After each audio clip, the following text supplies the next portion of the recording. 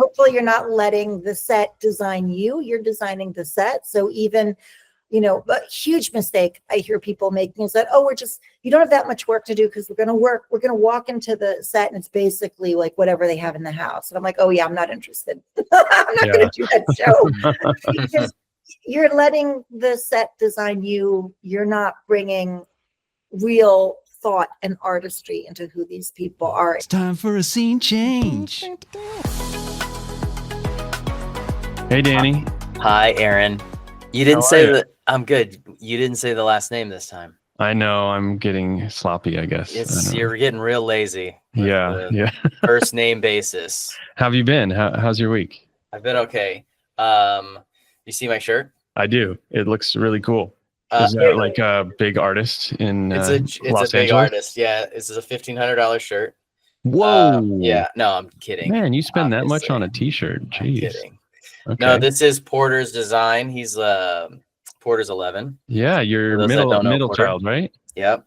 And he's got a whole sketchbook, multiple sketchbooks of just his doodles and his drawings. And that's cool. He has some pretty, he paints a little bit too, but I don't know where it comes from.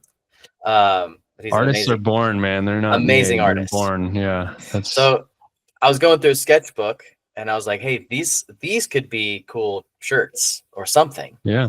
And so I have a little bit of experience in screen printing. So we made the screen print of the sketch and then we colored in the color using stencils. So it's a mixed media of stencil, art, and screen print.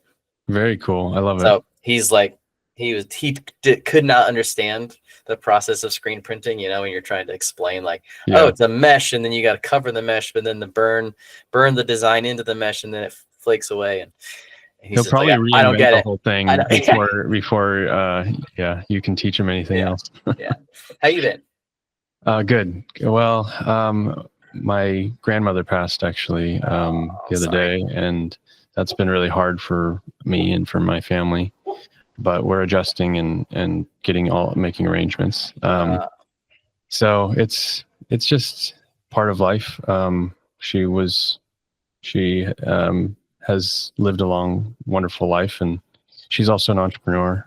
She had her own printing business, so it's kind of funny that you have the printed shirt there. But I don't know. I just I'm thinking about her a lot this week, and just how much she gave me and our family, and she's been a real powerful part of our who we are and how we treat people. And she was her nickname, or her name is Kathleen, but her nickname was Kitty, and so she's just very gentle and kind and wise person. So it's a hard loss, but she's also still with us, I think, in so many ways. So, but enough about me. There's a really cool guest we have today. I'm actually really excited because we've really talked to a lot of cool people in the camera department and in other departments, but the art department is really a total blank spot in currently in our podcast. So I am just kind of thrilled to at least dig into a little bit of the detail and the craft of doing art on set and before the set. I mean, so much of it is done before you and I get there. And I feel like I walk into a new world when I'm on a set, and I'm like, I first I need to absorb some of this and appreciate what I'm seeing and what's around me, because it is reflective of the character. It is so much that you are learning as you're looking around and seeing what are the choices that this person would make, and what are the historical pieces that are remnants of their past. So as it is a blank spot in our podcast, it's also a mystery to me because it's such a broad department. There's so many people involved in it, and I think the only people that you and I really talk to is set dressers, because we need a piece of furniture moved for the camera or placed in our shot. But I'm excited to kind of understand art department a little better.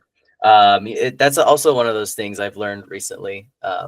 you know, as you, when you bump up to operator, or you start out as an operator, you start to realize like, oh, there's names I need to remember. And I think the obvious ones are like, obviously everyone in camera department, right? And then it's like, you need to know who the AD is, your dolly grip, the gaffer, the key grip. Those are the people that you kind of rely on to say like, hey, can we move this light? Can we do this and this? But then the set dresser is so important because they are also shaping the frame, and you know, placing that piece of furniture or artwork or whatever to kind of make your frame just a little bit better, as well as representing the art department on set too, right? You have a prop person as well, prop master, representing the art department on set and learning who these people are, getting to know them, and being kind and generous with your interactions is really a huge part. It goes a long way. So I think that's essential in order to work as a team. All right. Well, speaking of our special guest, let me give a proper introduction. All right. Hello, everybody. Welcome to Scene Change. We have a very special guest with us today, a production designer and art director based in Los Angeles. She's known for films like Kissing Jessica Stein, Happy Hour, Battlefield America, and American Splendor, as well as a few commercials and music videos. Not only has she produced a number of films, she's the founder of the nonprofit organization Women in Media, but she's also been involved in education throughout Los Angeles. She's a producer, she's a moderator, she's a keynote speaker, a proponent for change. Please welcome to Scene Change, Tema Staig. Hi. Hi, how are you? Thank you for having me. Thanks for joining us. Can you tell us a little bit about yourself, Tema? What's your current role in the film industry and how did you get there? So my latest role is as an executive producer. I have a film that actually came out last night called Prisoner of War. It's going to be available on Apple, Amazon, Fandango at Home, YouTube, Google Play, and also AT&T, DirecTV, Frontier, Comcast, Cox, like everywhere. And it's just a fun martial arts war film. Congrats. That's exciting. Thank you. It's with Scott Adkins, and you know, he's a good martial artist. He's very well respected in the industry, and he does a great job. It's got all the fan service for the martial arts fans. I love martial arts films, so I was really happy to be part of it. And I think it's the kind of movie that we need to see right now, with some heroicism, remind us of what that's like, what that's about. So it does feel kind of nice to be part of a film that has such incredible reaction. Sitting in the audience, typically when I produce a film, I like to sit in the middle or the back of the audience because I've seen the movie. I want to feel the audience reaction, and people were focused. Nobody was on their phones. Nobody was talking to their buddies. They were all in the movie. They were clapping. They were reacting. It was great. It made me feel really good to be part of that. That's awesome. We definitely need more film for the theater. I think it's exciting because there does seem to be a little bit of like an energy towards the theater again that was, after everything slowed down, it was a little bit scary there. But I think you know, there are a lot of audiences that are hungry for good cinema. So I agree. I feel like people want the experience of being with other people, having a combined community experience is important now. Have you guys work together? Absolutely. Yeah, agreed. Have you guys noticed all these new re-releases for these anniversary movies, Jaws and Apollo 13?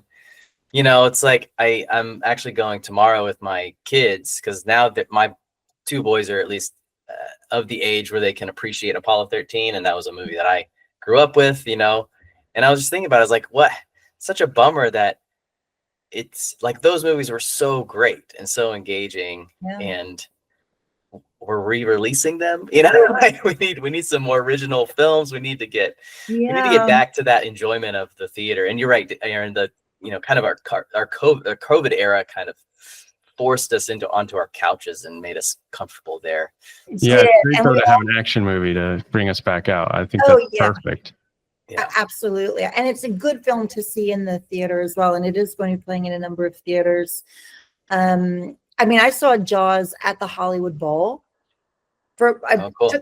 I took my best friend, you know, it's like, Nice. we're gonna splurge, we're gonna get a good seat, we're going to have dinner there. It's gonna be a whole experience. And I actually made a new friend with the people in our box. So I've got a new, really great friend, which was cool. And it was that communal experience. It had the live music with the movie. So it was a very full, really amazing experience. And I feel like that's the thing about theatrical now. It needs to be a little bigger and better. And I don't know, people need something that will get them out of their homes, because we've all got, most of us at least, have pretty good sound systems and pretty good TVs to watch our movies. So it's kind of hard when you can pause a film, make some popcorn, go to the bathroom, and then go back to your film. It's a little hard to find a reason to feel like you have to go to a movie. So I'm really thrilled. I think this is the kind of film people are going to want that communal experience for. That's great. So, Yeah, that's great. My 11-year-old has a rule. He goes like, do not get up during a movie. He really enjoys the Wow. theater.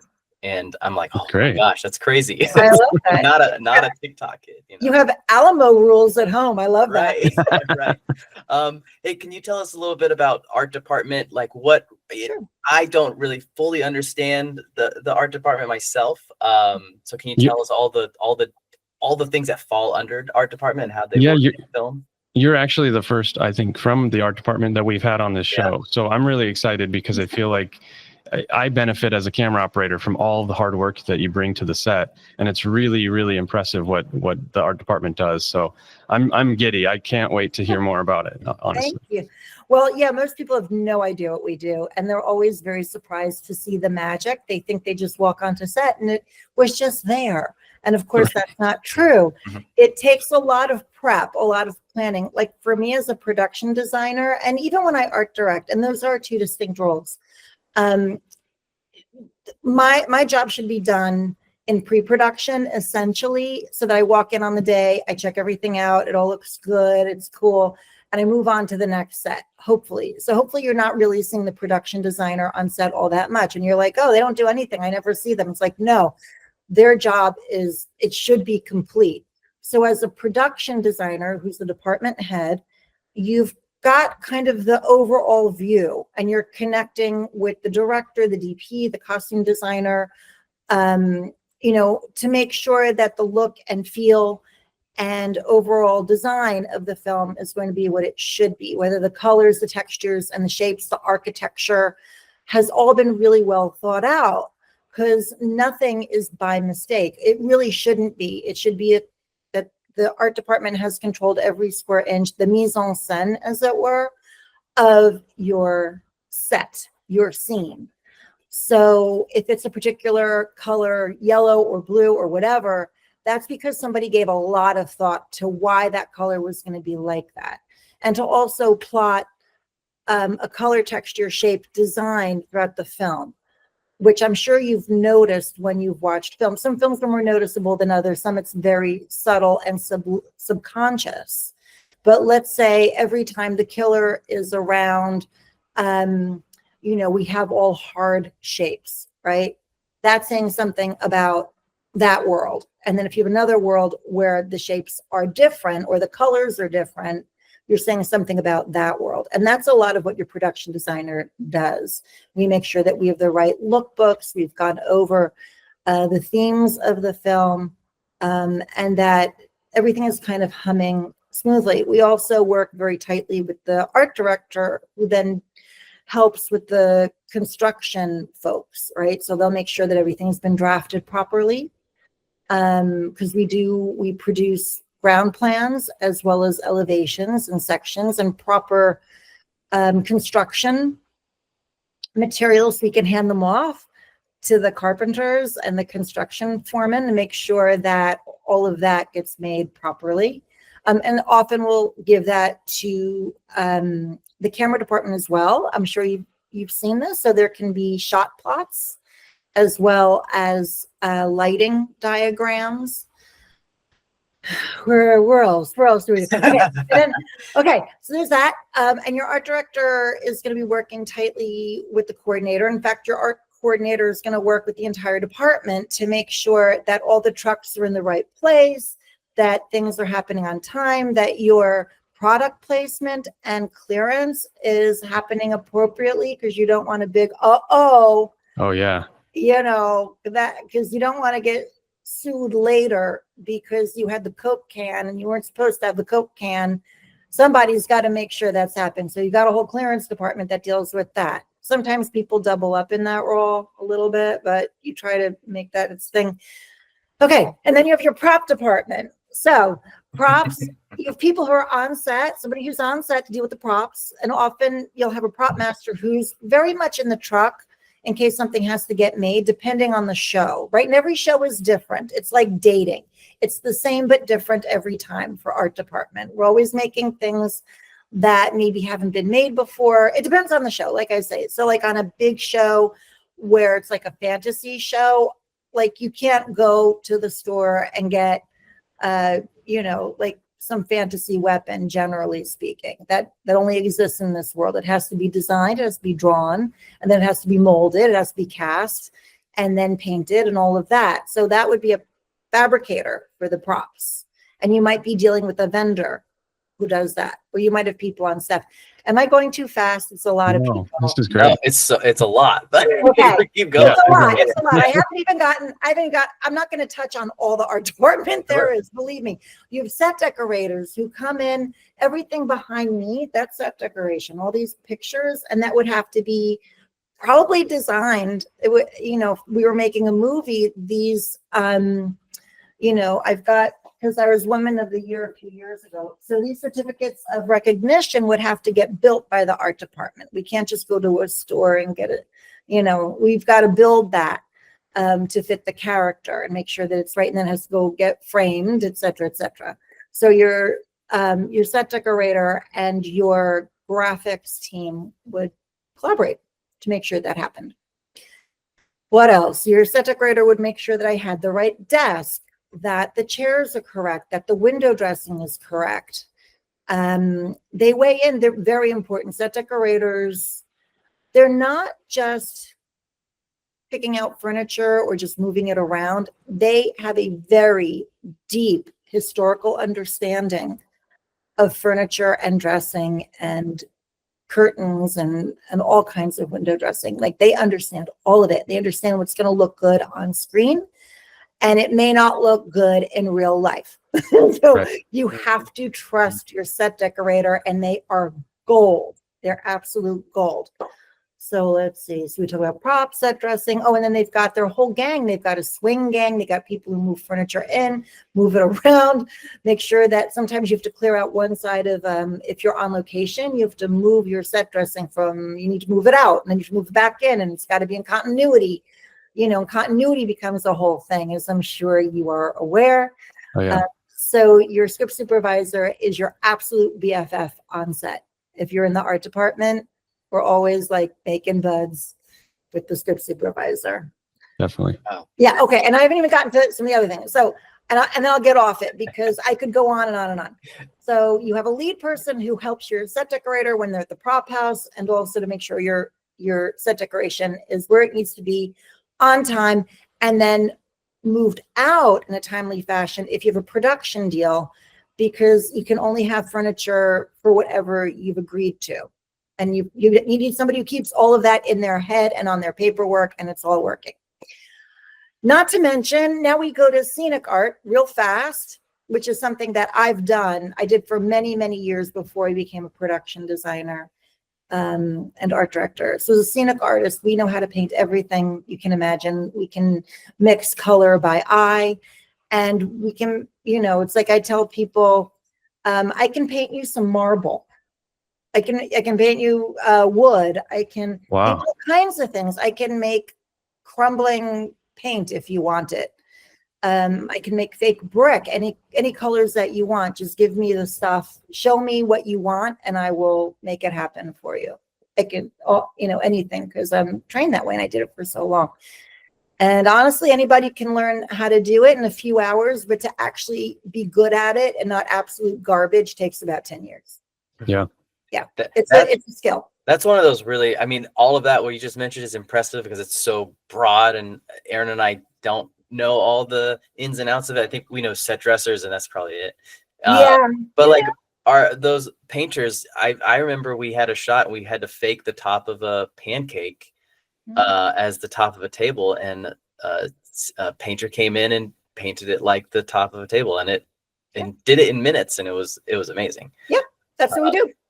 And I'll tell you one more story of props. I was on a show, and we were shooting a flashback scene like through surveillance cameras in the 80s. And the director out of nowhere just goes, "Oh, you know what would be cool? It's one of those MacBook, 1980s with the Apple, in the rainbow colors. Do we have any of those?" And the prop master just like stares into space, kind of panicking, and goes, "Yeah, I think I have two." And runs to the truck, and minutes later comes back with these two ancient laptops. Amazing. And goes, "Do you want a gray one or a green one?" I mean, just like, you're a hero. That's incredible. Yeah. How do you pull that out of your back pocket? I don't know. And that's a magical person, right? You've seen it. I went to the truck because I wanted to see what this looked like, and the truck is just packed. I mean, it's incredibly organized, but it's just full of stuff. The organization it takes to keep all of this coordinated and brought to the set at the right time. I mean, you're often shooting out of order, right? So you're not doing any of these things in a way that's going to be conducive to making it easy. It is really amazing, the incredible amount of art that goes into it, and artists like knowing how to paint these things and being able to weather something or make it look of the right time period, all of that. Yeah, and this doesn't even get into the paperwork, right? Because you just brought up how you have to have things at the right time at the right place. We've got breakdowns. I do like 2 or 3 different kinds of breakdowns when I'm breaking down a script as a production designer, and then, I'll pass mine off to the art director who will distribute that to the various teammates, and then they add what they think should, or take things away. Usually it's like adding. So it'll be like the prop masters will be like, "Oh, you need to add this, is what this will enhance the scene." So, that, and the set decorators, they'll be thinking of all the things they need to add to the breakdown. And before you know it, you've got quite a big list. And we have breakdowns that are by set, as well as I do some by scene as well, especially when I'm going into an interview. But you need them by set so that on the days before, depending on how much prep you have for a set, people are looking at the list, and that we have a checkoff list. Just you have to, otherwise you'd lose your mind. I love what you said. Not to mention budget and schedule. So there's that too. I love what you said about the art informing the character or being in line with the character, and it's something that does have to be studied with the script and then brought to life so much earlier than production. Way earlier. Yeah. It really is kind of amazing. Like when I show up on set and I see all these details, and I think, oh my gosh, I'm learning more about this character because it was flat in the script.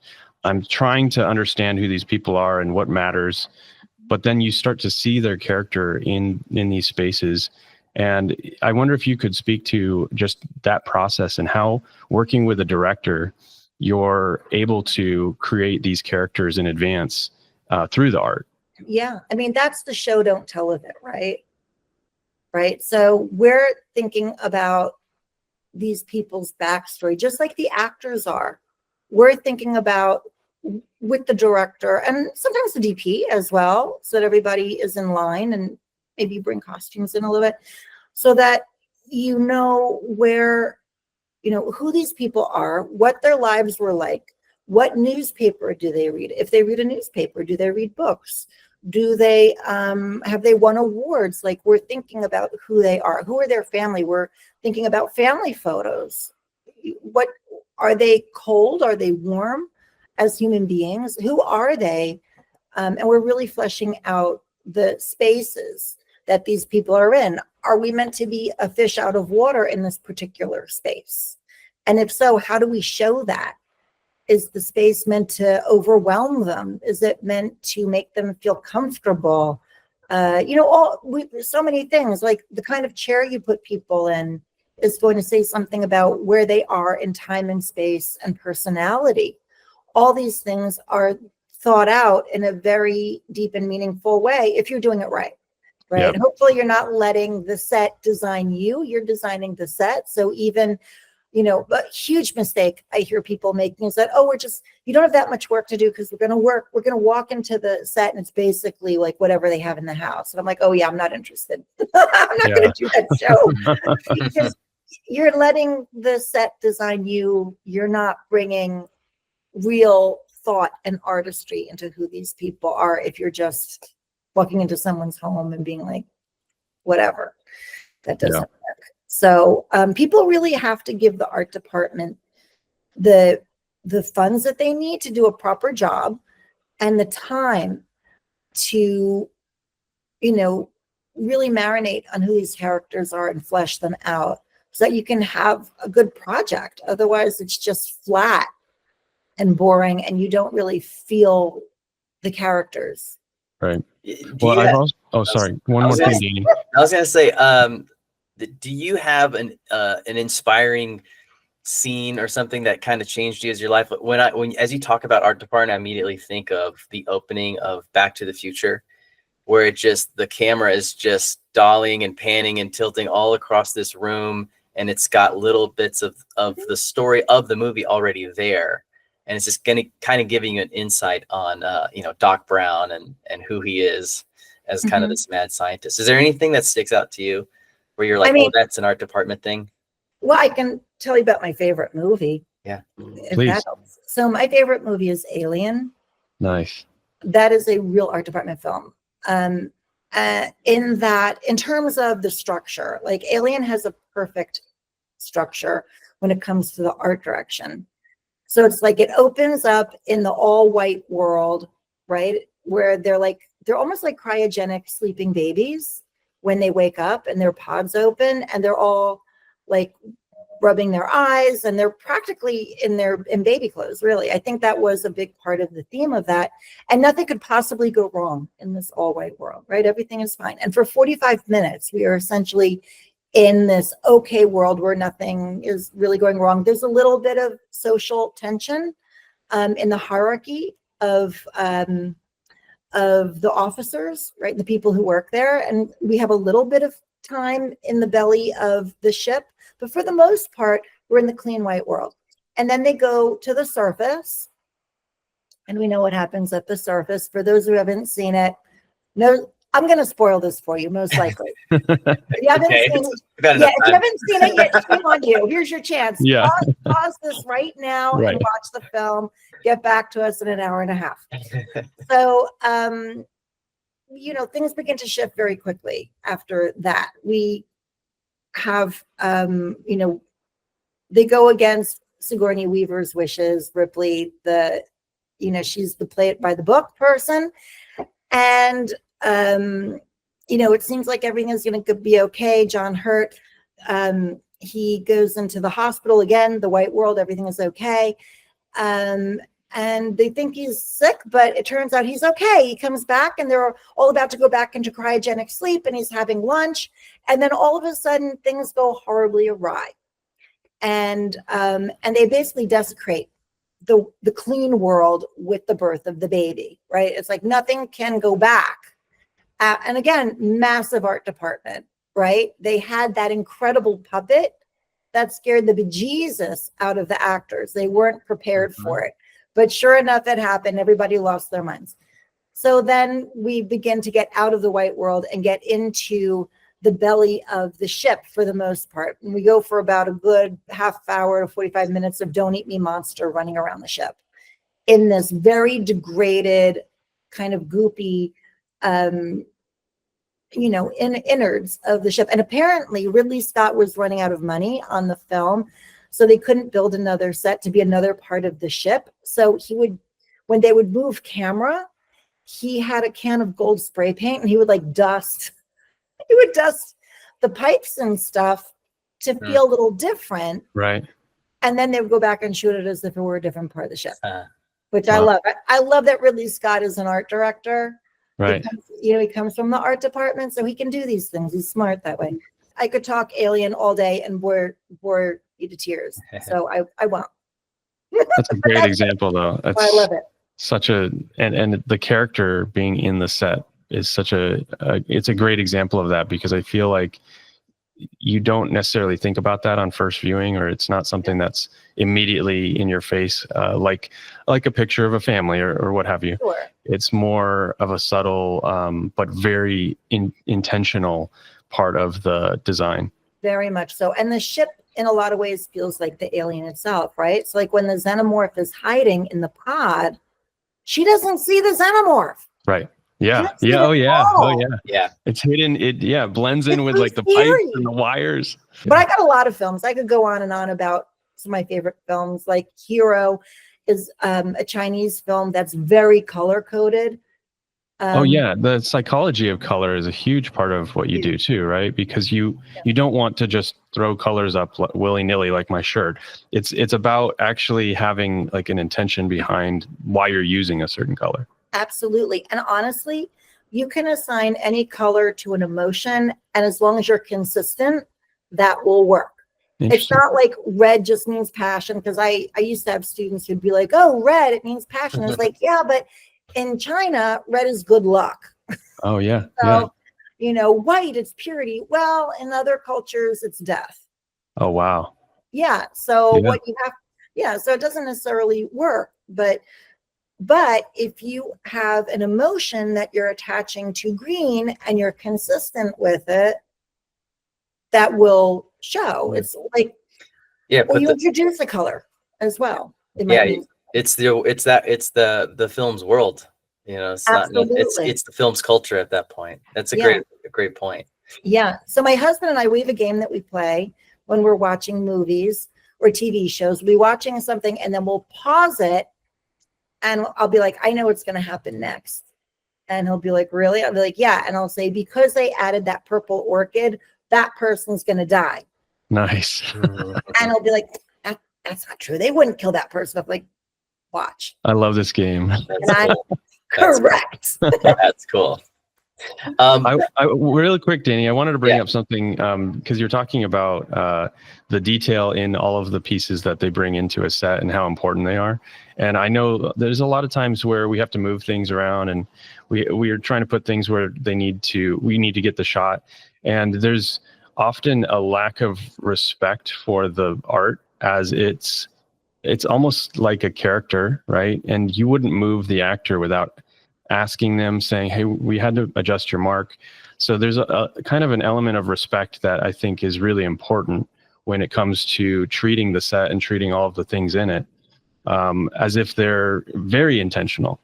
But it doesn't always happen that way. And I think that part of what I love about this is we're getting a chance to get some of that respect and learn more of why it's so important.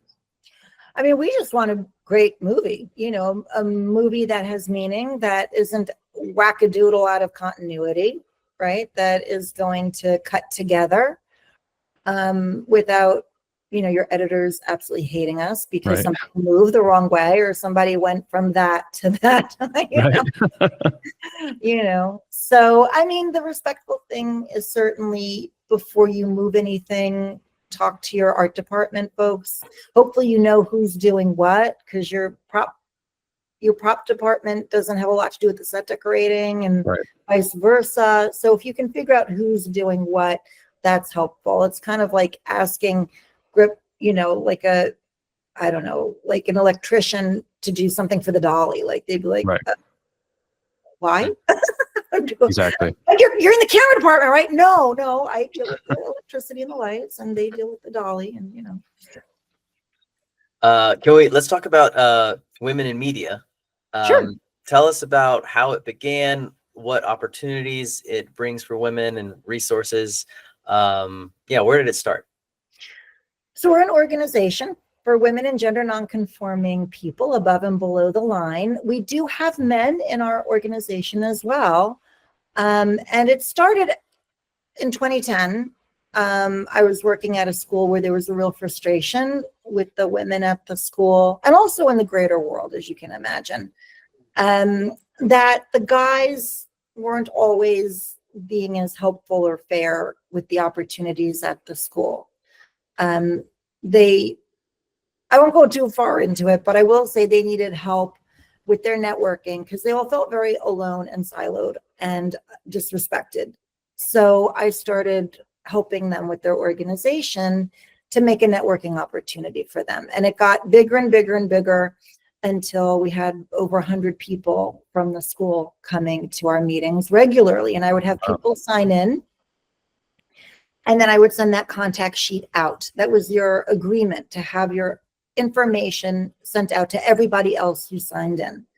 So I became friendly with the gal named Samantha Shada, who started doing a screening series called Seeking Our Story, because she had gone to all the movie theaters saying, I would like to see films of historical significance by women directors. And she had this long list by directors that weren't taught in film school.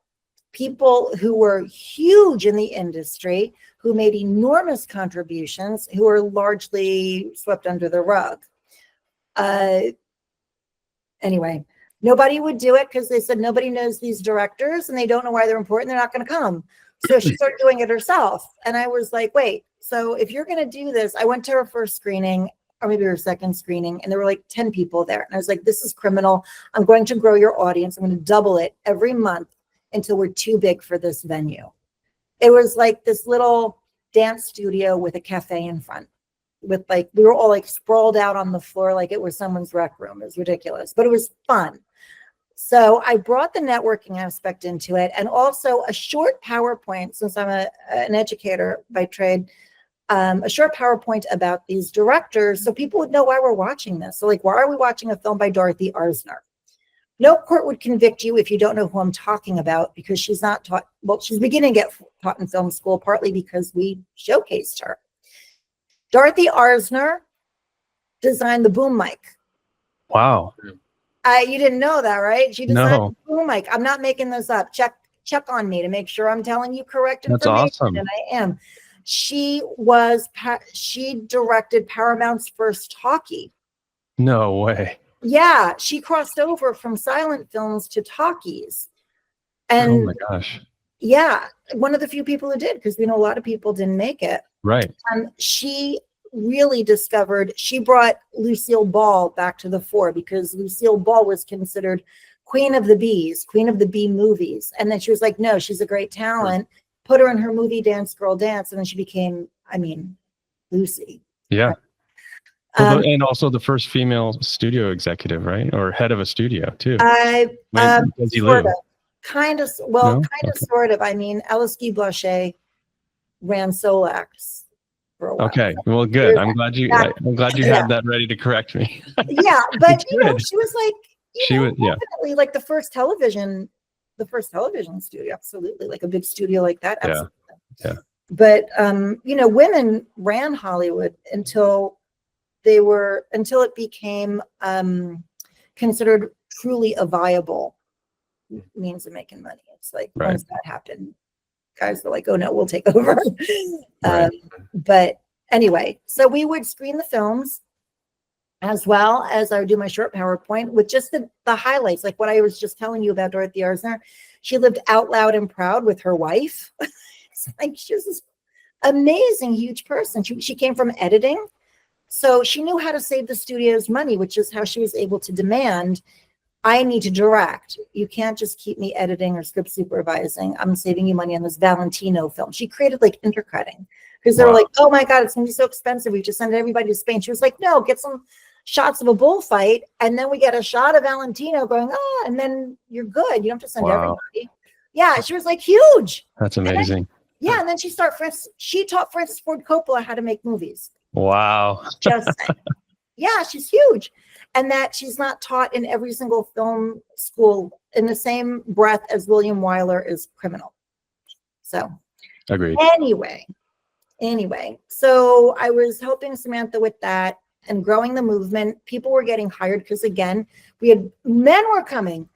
Guys loved coming to these screenings because, all the ladies were there. They loved being around the ladies.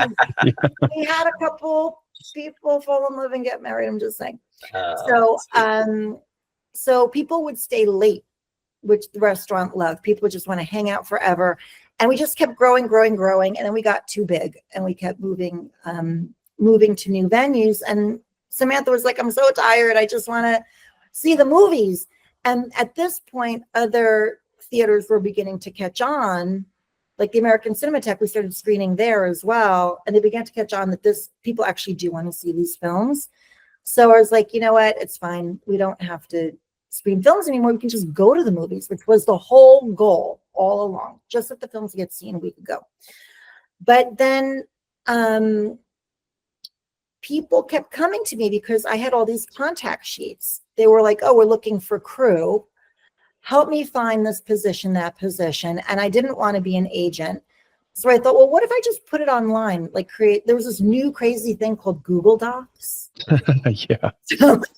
So I was like, hey, folks, I reached out to everybody on our sheets. I was like, just put yourself up on this Google Doc and I'll send my buddies to come here to find women and gender nonconforming people to hire. So it turns out that over 2,000 people using Google Sheets breaks the Google machine. Oh, no. Yeah. So I was like, oh, okay, I guess we need to do something different. So we became a nonprofit. I decided at that point we need to really grow the movement, and we created a proper database that was searchable, where people could put their IMDb, their resume, a reel, SoundCloud, whatever would represent them really well in the industry, so people could actually vet them fully as opposed to just going to their IMDb and then calling them, which is how primitive we were from 2010 to 2017. You had to ask your buddy for a recommendation, and then they had to send you their resume, and it was like a big mess. So I thought, if people just have a link that they can just send. So if you're looking for a production designer or a producer, and you're like, hey, my buddy Tema would be good for you, you could just send a link, and that's up to me to keep up to date. And then you've got my IMDb, my resume, all that stuff. And then you can reach out to me directly without having to then get approvals from me to give the information to someone else, because it's all public. So we started that database and a membership organization where we also have all kinds of classes, because I kept hearing from people, the most ridiculous reasons why they couldn't hire women or gender nonconforming people. It was like, oh, well, there are no women to hire. Number one, there aren't any. We don't exist. And I was like, no, there are. Here they are. Check this website. And then we heard, oh, well, but they don't have the experience. And I was like, well, but if you click on their reel, you'll see that they're actually pretty good. Or, and you call them and you find out more about them. But also, it's like, men don't come out of the womb fully formed. Nobody does. So we have to give women those opportunities that will be commensurate with the guys. Because very often, as you know, what happens, the way people get into the industry is that, let's say, it's a grip. There'll be a grip on set who will bring their wayward nephew who disaffected, doesn't want to be anywhere. He's like, oh, come with me, kid. And then at lunchtime teaches the kid how to tie knots. And I was like, well, what if we start doing that for women as well, giving them those opportunities when they want them to learn how to do those things. So we became the aunt with the wayward nieces, teaching them how to do stuff. Through various multi-pronged approaches with our education. And when I say education, I don't mean we're like a film school, but I mean we do elevated education. And as guys, you're welcome to come to a lot of our stuff. Like we did a Safety Sunday that was phenomenal, where we had a number of different rigs there. Actually, you would have loved this, Danny, because we had like Easy Rig was there, I think Steadicam, like we had a whole bunch of rigs that people could try. As well as weaponry was there. I mean, no real weaponry. It was all, rubber weapons. And that's another art department, armor. That's another story altogether. Very important. Yes. Very important. And the people who do the explosions, that's another story altogether. But anyway, we've given all these opportunities for our members to raise their game.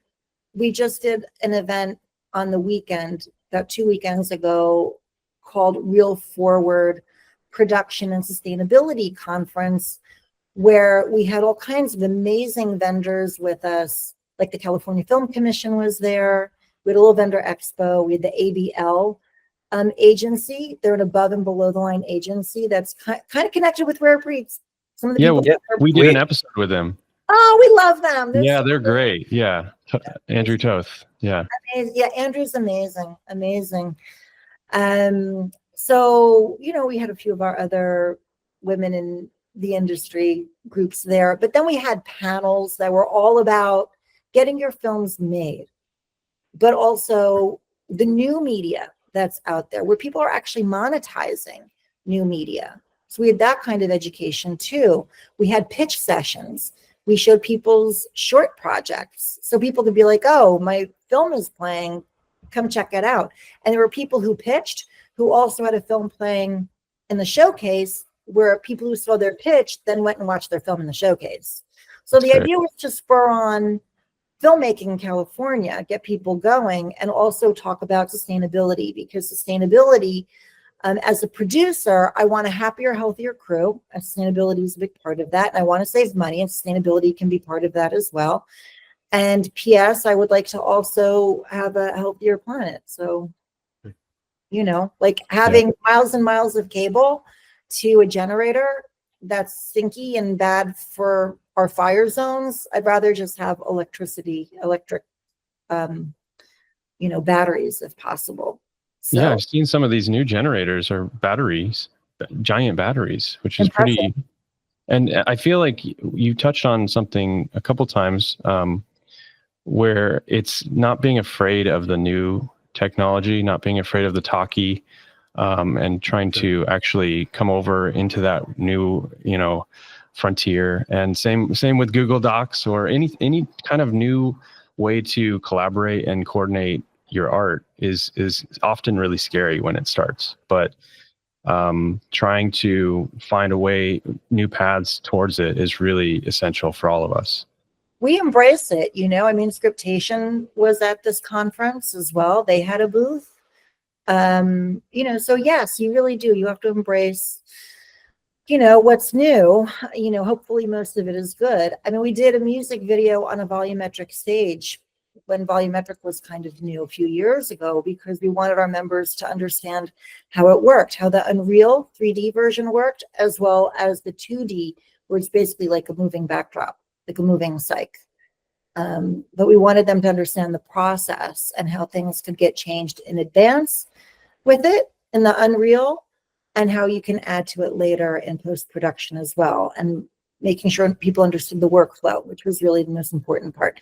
So it's really more of a higher level experience that people at all levels can enjoy, whether they're kind of getting out of college or they've been in the industry for kind of a while, because we had people who've been in the industry for a good, 30 years, who were really hot to learn about volume because they were thinking my next job might be on a volume, and I'd rather make my mistakes here when I can talk to the guy who owns the volume, who knows the volume, who's also connected with people at Unreal. I got a lifeline. I can just talk to them. That's the best way to learn. It sounds like Women in Media is an incredible place to kind of upscale your abilities, find new skills, and grow what you want to do in this industry. Yeah. Are there and we hire our own too. Our members, we have a lot of social events, and they get to know each other and they work together. We've done the camaraderie initiative where people worked on short films together, which we provided a lot. Okay, so do you want to hear about this camaraderie? Yeah. Okay, so the camaraderie initiative we did a lot of this high level education. People got mentors like Colin Trevorrow, the director of Jurassic World, writer, was one of our mentors. And that was above and below the line with like Evan Schiff, who's a wonderful editor. He did a lot of John Wick movies. Nice. Yeah.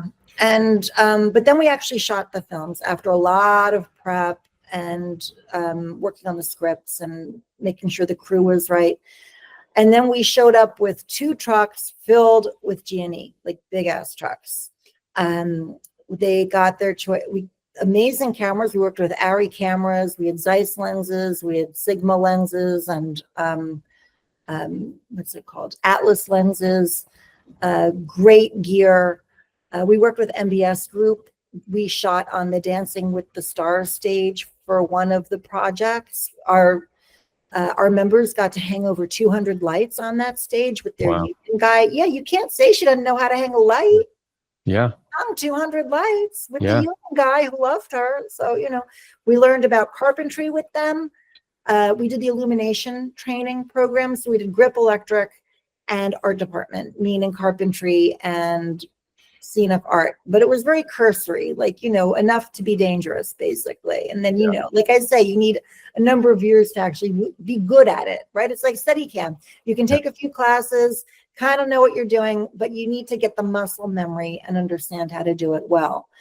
So through all that, we eventually shot 3 to 4 day shoots with these folks on their 10-page projects. And then we went through the post-production color and sound at NBC Universal. We did it there. So it was a very higher level experience. The objective being that we wanted high production value projects that would then be a calling card for them to then work on TV shows and, higher level independent projects. So they're not just like 2 people and, like a prosumer camera and their mom is making lunch. Like, we want to get out of that. We want people to bump up.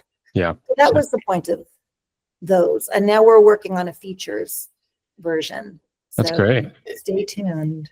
It seems like you're incredibly busy, and you're finding your way into all these different pockets that need change. And the through line that I'm seeing here is that you're not just trying to stay busy. You're staying busy to promote positive change. Yeah. And that is a very honorable thing. So we both thank you for doing that. I'm looking at your website, womeninmedia.com. And there's a tab here that says crew list. Makes it very easy to find. You've got a nice layout here where you can do your departments, languages, the country and city that they're in. And so if anyone's looking to hire women and give opportunity to young women, then there's your site right there. Is there any advice that you give to younger women in this industry that are looking to break through? Join an organization like Women in Media, because you need a social structure of people who are going to believe in you and who are going to work with you, and who will give you your chances, right? Who aren't going to just think that because you're female, you can't do it. And by the way, we aren't just younger women. We're mid-career and very experienced women as well, a wide range across the board. But I would say for people starting out, it's really important to find the people who are going to give you a chance. And it can be a really difficult industry. You've got to have those social connections and you've got to keep at it. And don't discount the social side of our business. And also being pleasant and fun and just like affable on set is real. You can't understate how important that is, to be easygoing and somebody who people are going to want to work with. Make people's lives as easy as you can. Like, show up early, definitely show up early, be there when they need you. Don't make anybody wait. And, you don't have to crack a ton of jokes and be clever. You just have to be nice. Yeah. That's right? incredibly important. Yeah. Well, Tema, thank you so much for joining us today. I want to plug your movie, Prisoner of War, that is out right now. So go check that out. Check out womeninmedia.com. What are the social media handles? So we're Women in Media Inc. on Instagram, Women N Media on Twitter, also known as X, whatever. And we're also on Blue Sky and LinkedIn. We're on Facebook, all of them. And the website is Women N, as in 2 N's, womenNmedia.com. Great. Awesome. Thank you so much. This has been really incredible. All right, everybody. Thanks so much for joining us, and we will talk to you guys next week. Bye. Thank you.